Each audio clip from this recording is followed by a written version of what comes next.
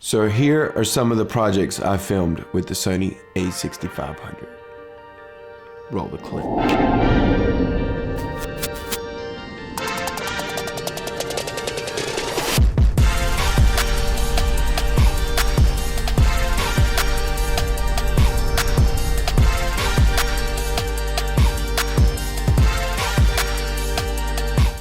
What's up guys, Dennis Films here with another video, and today we're talking about the Sony A6500 and why I still use this dinosaur. It's not really a dinosaur. So one of the main reasons I love this camera and I continue to use it on all my shoots is the resolution. Now this camera packs a punch with its 4K 30 frames per second and 24 frames per second, but it also has 1080 at 120, 60, 30, and 24. To jump back to the 4K, the reason I love the 4K so much is it's actually 6K downsampled to 4K. That creates a beautiful image. Now, I will say that it is really sharp, but it's not overly sharp where it's showing every pore and hole in your face that you don't want the audience to see, or your client, or whatever you may be shooting. 1080 is, how can I say, it's a little soft, but it's not in a bad way, and I found a good way to correct that to make it just a little bit sharper. So basically in editing, I forgot to tell you my solution to the sharpness of the HD. So when you're shooting 60 frames per second or 120, the standard rule is double your shutter speed. So basically at 60 frames per second, you're supposed to have a 1/25th of a second shutter speed. But instead of that, I actually go further than that. I go to 2/50th of a second, which you can see right here in the camera. You see 60 frames per second and shutter speed.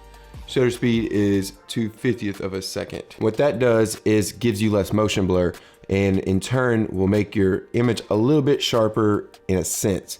But that's my workaround, that's my solution, and how I get better at 1080. Back to the video.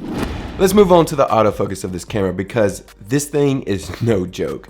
This camera does have features like face detection, the speed of which the autofocus works at, and touchscreen autofocus, which sadly, that's the only thing the touchscreen works for, is the autofocus. To give you an example of how quick and accurate this is, when I shoot weddings, I usually have a pew full of people that are in front of me, which are my foreground, and then in the center or the background, I'm shooting the bridesmaids, groomsmen, all them walking down the aisle. And this camera locks on so easily, even with all that going on in the foreground and people moving around, it's still able to lock on, which is great because during a wedding, you don't get second chances. So you need to make sure that your autofocus hits, or if you're manual focus. Now, I don't manual focus often. I autofocus about 95% of the time because the camera does a lot better job than I do with manual focus. There's only certain areas where I would manual focus to get, typical shots like macro shots or something like that. As far as the autofocus on the camera, super reliable and fast. So that I give a 10 out of 10 for this camera. Now moving on to the third thing I like about this camera, which is the low light. The low light on this camera is a beast. I'm able to push this camera from 4000 to 5000 ISO in S-Log2 and not get any noise or grain in my image, which is fantastic because I shoot a lot of night stuff with music videos, and then with weddings I have receptions. But don't get me wrong, I light everything I do, especially at night, so I can, create the best image for my clients and myself personally. I will always bring lighting, so I'd never have to go to 4,000 or 5,000 ISO often. Knowing that I'm able to go that high and still have a clean image is pretty great. So if you're getting grain or noise in your image, I got two solutions for you that will help you. But if you're going, say, 12,000 ISO or 15,000 or just a ridiculous number of ISO in this camera, this won't work. If you're just doing, 5, 6, 7, 8,000 ISO, this may help you. So the first solution is crushing the blacks in post, which really help in the color grading process. And what it'll do is it'll just bring down all that dark space in the frame and just make them even darker. In the second solution, you can download a third-party software, for Premiere Pro, whatever editing software you're using, and get a noise reduction.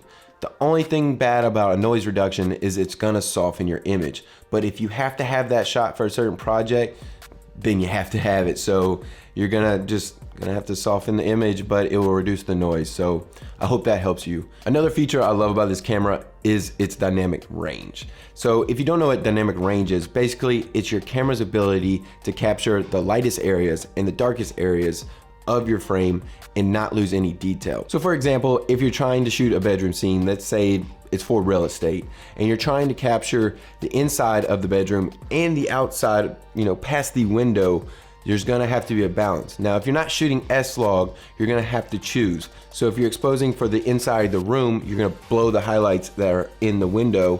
Or if you're trying to expose for the outside, you're gonna have a really dark room.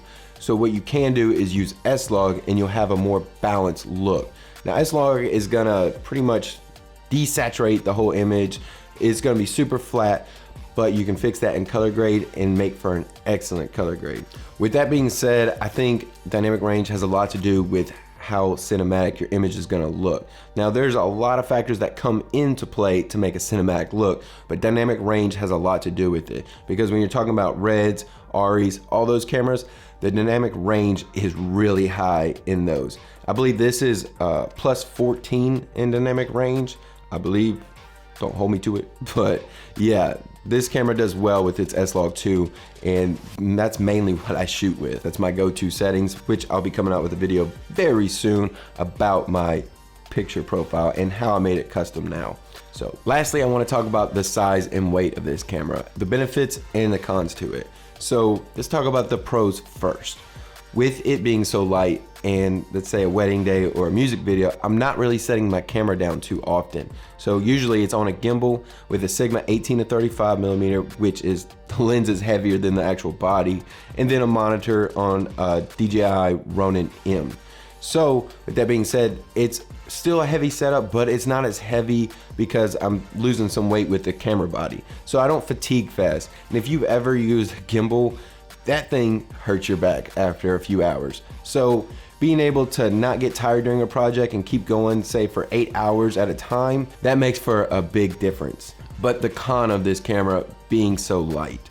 Well, when you're doing handheld shots, let's say you're doing B-roll in 24 frames per second, not shooting slow motion, when you're holding it like this, there's also not too many points of contact on this camera, but at the same time, you're dealing with such a light body that it moves freely and you really gotta tuck your elbows in to keep it still. So I found a solution to that, because what happens when it's such a light body, you're having or introducing jitters. It's just natural. You may not feel it or see it at the time of shooting, but your hands are jittery, and when you go looking to post, when you go to edit, you're gonna see some jitter, which could ruin your footage. So my workaround with this is I built a small rig that attaches a V-mount battery to the back. And basically the V-mount battery not only acts as a massive battery where I don't run out of juice during a project, but at the same time it keeps the rig balanced, so I'm able to get more smooth shots. And that's what I really need to balance this camera. As you can see, look at that. This is a Sony A7 Mark II, and this is the A6500. And you can kind of see the size different. I mean, they're still mirrorless cameras, so they're fairly small compared to a DSLR. But yes, you will have to consider maybe building a rig, just depending, that's only for handheld shots, and depending, or maybe I just have a very jittery hand. I really don't know. So you let me know in the comments if I just suck with handheld. But anyways, guys, this is the end of the video. I hope you enjoyed it. I will be releasing next my custom picture profile for this camera and a settings tutorial about what I did, because all the old videos, they didn't do it for me. I've actually cringed after watching my older videos in quarantine, so I want to redo a few of them, and of course add new content on the way. But if you enjoyed this channel, please subscribe, and if you like this video, smash that button for me, because it really helps with the video. I hope to see you guys later, and enjoy quarantine. Peace.